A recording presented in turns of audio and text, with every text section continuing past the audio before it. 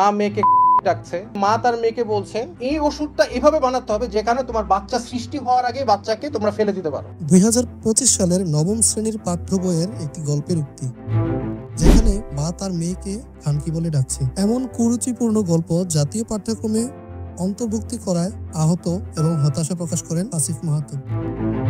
তিনি বলেন, আমি জানি না এই ধরনের গল্প আমাদের সাহিত্যে থাকা কতটা জরুরি। আমরা আন্দোলন করেছি ইসলামের জন্য, যাতে ইসলামের একটি ভ্যালু রাখা হয়। আমাদের ইসলাম বা কোরআনে কি এই ধরনের কোনো শব্দ আছে? তাহলে কেন এই ধরনের গল্প বাচ্চাদের পড়ানো হচ্ছে? গল্পটি যিনি লিখেছেন, আমি তার ব্যাপারে খোঁজ খবর নিয়ে জানলাম সে একজন নারীবাদী। উক্ত গল্পের অন্য এক অংশ, যেখানে মা তার মেয়েকে বলছে এই ওষুধটা এভাবে বানাতে হবে যেখানে তোমার বাচ্চা সৃষ্টির আগেই তোমরা বাচ্চাকে মেরে ফেলতে পারবা।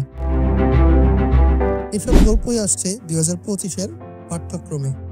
প্রশ্ন রাখেন, এই জন্য কি আবু সাইদ শহীদ হয়েছিলেন? আমরা কি চেষ্টা করেছি প্রতিটি কমিটিতে একজন করে আলেম রাখার জন্য? আন্দোলন তো আমরাও করেছি।